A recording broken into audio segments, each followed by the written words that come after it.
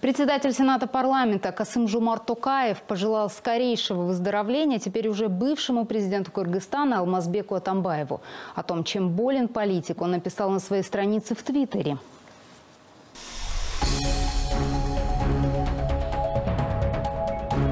В Wikileaks опубликовано сообщение посла США Янга со ссылкой на данные турецких докторов о психическом заболевании Атамбаева и его пристрастии к алкоголю, что усугубляет паранойю. Тогда все становится понятным. Остается пожелать ему выздоровления.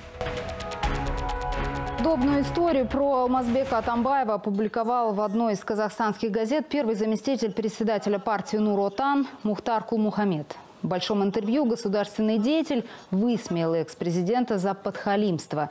И далее цитировал слова посла США Стивена Янга о том, что Атамбаев лечился в турецком военном госпитале.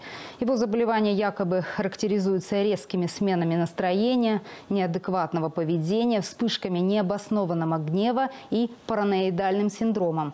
Кстати, сегодня